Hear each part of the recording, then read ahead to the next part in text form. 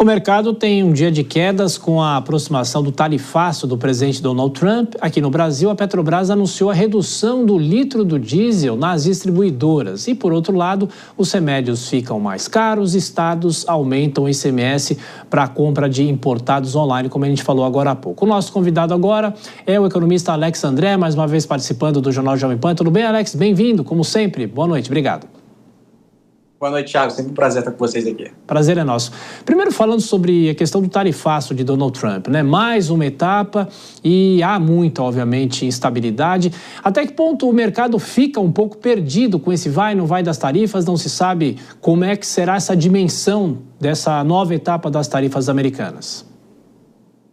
Thiago, realmente a imprevisibilidade toma conta do jogo, né? Se pegar as bolsas não só americanas desde então, as bolsas americanas desde o último high, né? Desde o último ponto do recorde histórico que nós vimos ali de dezembro, que foi ali após a aprovação, né, da candidatura do Trump, nós vimos aí uma queda de valor muito significativa das bolsas americanas e aí vide também bolsas da Europa e inclusive acaba respingando para outras bolsas. Bom, além disso, acho que o ponto mais importante, além dos números, né, que eu estava até vendo aqui na programação, Peter Navarro falando 100 bilhões para carros, inclusive o mesmo, né, Peter Navarro disse o valor de 600 bilhões de dólares, caso esse tarifaço se implemente, né, para todos os países. É uma conta que, no final do dia, os analistas, os economistas, assim como eu, ninguém sabe a conta final. Sabe por quê, Thiago? O Trump, ele acaba fazendo essa política como uma política de fato para conseguir aquilo que ele quer e não necessariamente aquilo que vai ser implementado. Ou seja, as tarifas é somente um meio e não um fim para a política econômica americana. E acaba atrapalhando, né? Porque o Trump quer acabar com a guerra entre a Rússia e a Ucrânia, ameaça o Putin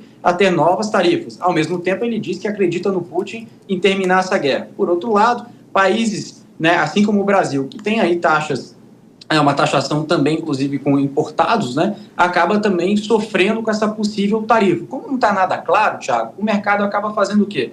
Acaba ficando mais estressado. Então, é isso que a gente acaba observando nas bolsas. Um fator importante que a gente olha como proteção no mercado financeiro é o ouro.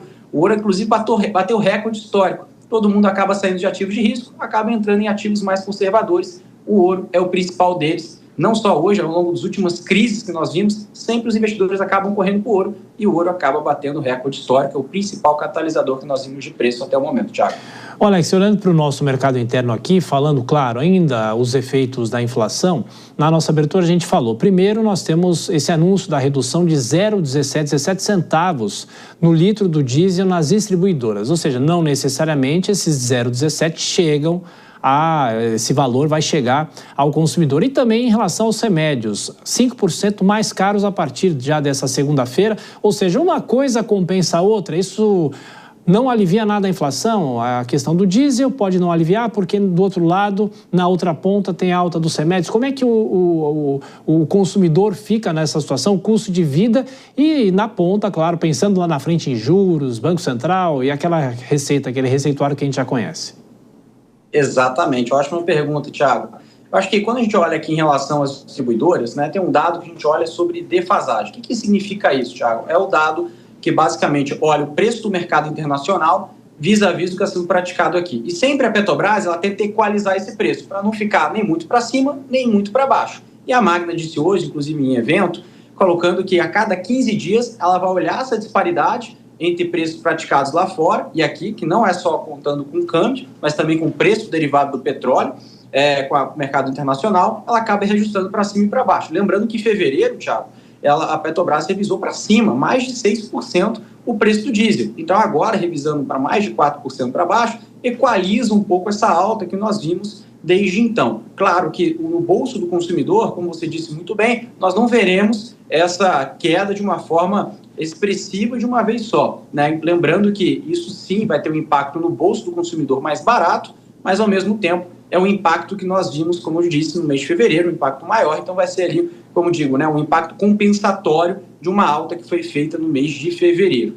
Já nos medicamentos, todo ano, no dia 31 de março, existe o reajuste, né, medido ali pelo CMED, né, que aí ele acaba fazendo essa conta baseado em 3 níveis. Os remédios que não possuem uma competitividade tão grande, ou seja, que são mais acessíveis ao consumidor, que a gente está falando na faixa de 77% dos remédios que são vendidos no Brasil, que possuem o menor reajuste. E lembrando que esses reajustes que chegam até 5%, você comentou muito bem, é o menor reajuste da faixa 2 e 3 desde 2018. Então, ou seja, mesmo que venha reajuste, que todo ano acontece o reajuste, é um reajuste menor do que era esperado nos últimos anos. Lembrando que tinham até economistas, analistas, eu mesmo falei com algumas farmacêuticas, colocaram, inclusive, um dado que seria até menor, né, que o próprio IPCA. Inclusive, esse IPCA para esse ano está 5,65, a expectativa do Focus, agora foi 5,06, ou seja, o dado de fato que vai ter aumento para esse ano. Lembrando, claro, que o reajuste é feito 12 meses atrás do IPCA, e não 12 meses para frente, mas lembrando que o impacto de inflação continua alto. Então, qualquer tipo de aumento que nós temos aqui, o mercado acaba calibrando a expectativa. Mas lembrando, como veio um dado abaixo do que o mercado vinha colocando, eu não vejo um impacto tão relativo assim, de uma magnitude tão alta para a inflação, inflação corrente, que já segue muito alta, Thiago.